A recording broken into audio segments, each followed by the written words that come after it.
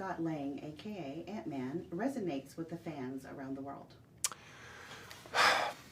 Well, all right. I think if Scott Lang or Ant-Man resonates with Marvel fans, it might be the fact that he is a regular guy with no innate superpower, that he's a father, that he is conflicted between being a regular guy who wants to just be a dad and being a superhero, and he tries to find the balance of those two things. I think that is something that people can relate to. Certainly parents can relate to, just being a parent and then having their job or trying to do what it is they need to do and balance all of that. But I think those struggles are relatable. And the fact that he's a regular person thrown into this extraordinary circumstance is kind of fun to watch, because it makes people think, well, what would I do if I was in that situation? How has Scott's role as a superhero changed since the first Ant-Man? I think Scott's role or feelings about being a superhero have changed since the first Ant-Man, and that he's accepted it now. I think he's been through a lot, clearly. At the beginning of the first Ant-Man, he had no idea about super suits or being he didn't really know what the Avengers were. So he was a regular guy. A regular guy just getting out of jail. And now, however many years later, 8, 9, and also with quantum realm and snaps and timelines, I mean, who knows? Maybe it's more. He has been through a lot. He's grown up. He's saved the universe. He's missed 5 years. So, a lot's happened to this guy.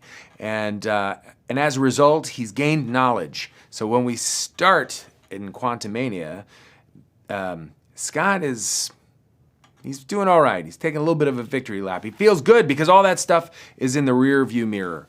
And now he finally gets to do what he wants to do, which he hasn't been able to do for the last 8 or 9 years, which is breathe, relax, and spend some time with his daughter.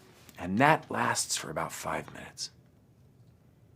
How has Scott and Hope's relationship evolved since Endgame? I think, during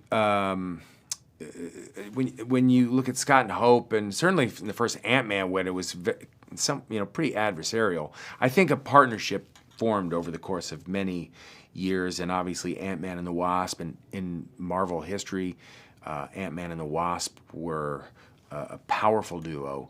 And now in Quantumania, I think their relationship is probably better than it's ever been, even more than in Endgame. Well, she was gone for a while. They weren't together so much for a good chunk of time.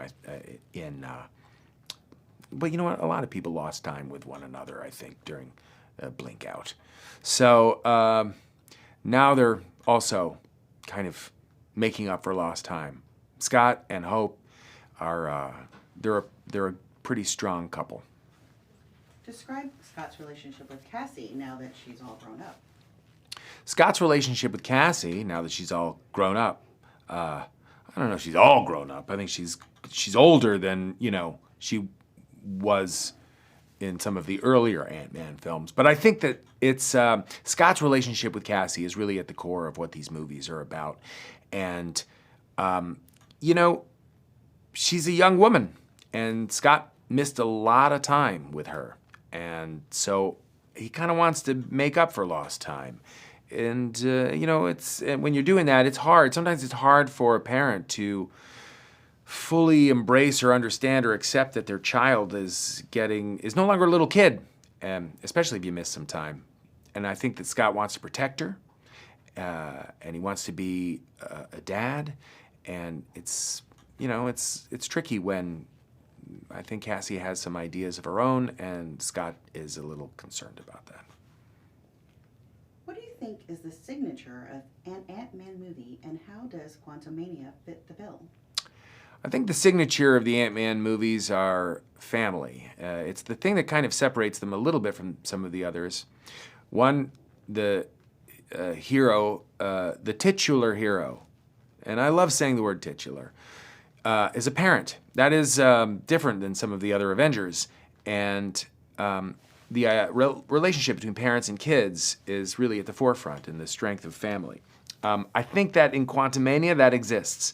And maybe people have been hearing that this one is very different, and it is true. It is epic in scale, and we've got a real big baddie.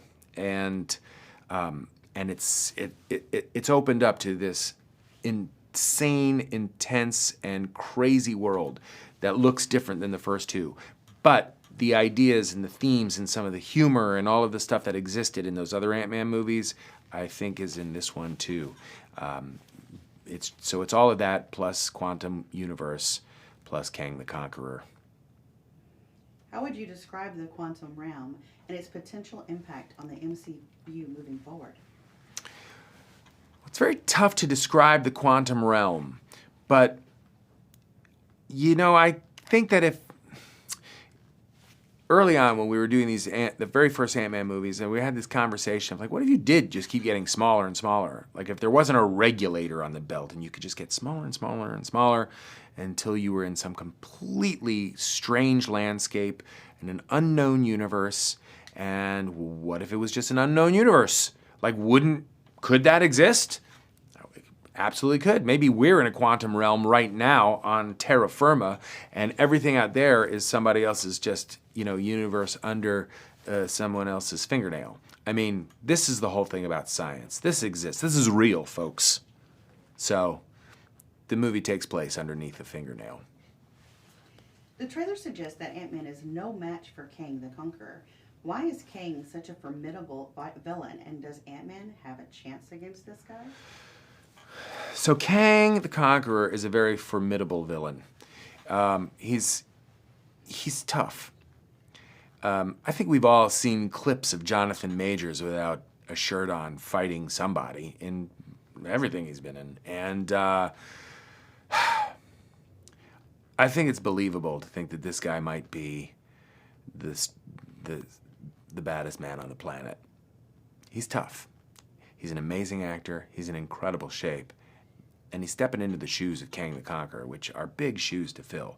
Kang is actually, I believe, tougher than Thanos, who's no slouch. And he can he has variance. He can go through multiple timelines, multiple